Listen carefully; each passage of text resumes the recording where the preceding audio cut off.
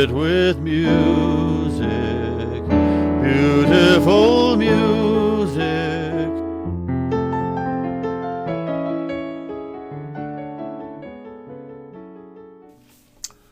Hello, I'm Fred Miller, and this is yet another lecture in song. And before we delve into the wonderful melodic world of Sigmund Romberg, a little bit about me. I was born in Albuquerque, New Mexico, had a wonderful classical piano teacher. I loved classical music from a very early age, Bach and Brahms and Beethoven and Schubert and Grieg and grand opera even. And that would go on right till my 13th birthday when, that very day, I turned into a teenager. The Beatles arrived in America, and I was swept away by the great rock songs of the 60s. And that would go on through high school till the summer after I graduated, when a friend showed me this poster in the New York Times. His parents took the New York Times out there in New Mexico and showed me this poster of a rock festival taking place in upstate New York, and they looked at that lineup that advertised, and oh my God, we've got to go. And we did indeed go. We hitchhiked much of the way from New Mexico to the Woodstock Festival. Even managed to show up very prominently in the poster there. That was it for rock music. I had never aspired to be a rock musician. I wanted to be a musician, but not a rock musician. Didn't know what it was going to be. Music, somehow or the other. Well, I went to college very briefly, left and traveled around the country in my VW bug, and finally ended up in Greenwich Village. And at some point, somebody gave me an album of Ella Fitzgerald singing Cole Porter. And there was my music. Here is my music. The world of Gershwin, Porter, Kern, Rogers, Berlin, Fred Astaire, Judy Garland, Ethel Merman, Frank Sinatra, Bing Crosby, what they call the Great American Songbook. And I came up with the idea of a lecture in song, each one being a profile of a great personality or some aspect of American popular music. Initially, I thought, well, I'll maybe get 10 or 12 programs out of this, songwriters, performers, But over time, it expanded to 7 different categories, and now to date, 75 different lectures in song, each one described in detail at fredmillermusic.com.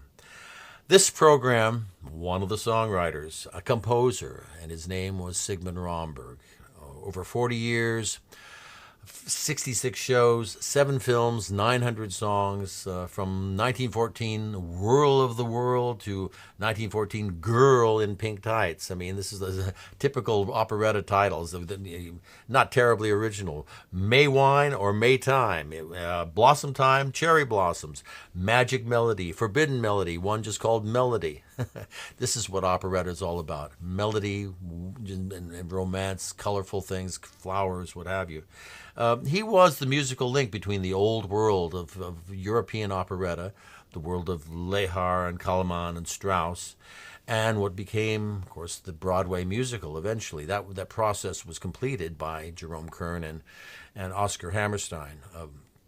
But it was Romberg who began building that bridge, and as a matter of fact, he was actually originally destined to build bridges. He was sent off to Vienna by his parents. He had been born in Hungary in 1887, but he was sent off to study engineering in Vienna to build bridges and build roads. But he was seduced by, of course, Vienna and the essence of it, the world of the light opera and the architecture and the beautiful art and all that.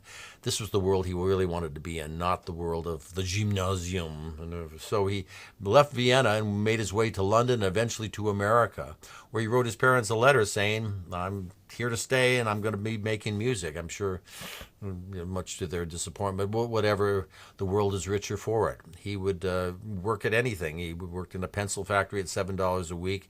Eventually, as a pianist, got jobs at fashionable restaurants, and then it was, this is the era of the foxtrots and the ragtime.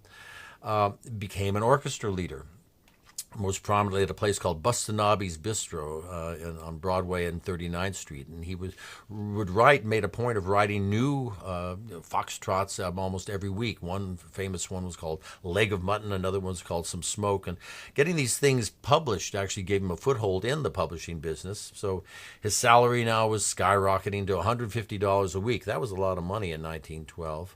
And he had this outgoing personality, perfect for a showman, and he was destined for bigger things. Attracted the attention of the Schubert brothers, the great producers, and that's where he would really stay for the next decade. He was the house composer to their productions at the Winter Garden Theater, the passing shows, all the wonderful reviews, and gave him an opportunity to work with the biggest people, Marilyn Miller and Al Jolson. 1915, the first really important show and the first important song to speak of, Blue Paradise, 1915, starring Vivienne Siegel. This was a very notable actress, her debut, I think, one of her first shows. And this song, written with Herbert Reynolds, who the year before had established himself as the lyricist for They Didn't Believe Me with Jerome Kern. From Blue Paradise. Let me hold you close to my heart, brush your tears away, dear, while a fond Auf Wiedersehen you shall hear me say, dear. Something fills my heart with fear, though I know not why, dear, telling me Auf Wiedersehen this time means goodbye, dear. Calm your fears, dry your tears. Love lives ever, knowing no word like goodbye. Hearts may sever, true love can never die. Calm all your fears and dry all your tears. Love will remain when all else shall wane, guiding me on through the years. Auf Wiedersehen, Auf Wiedersehen.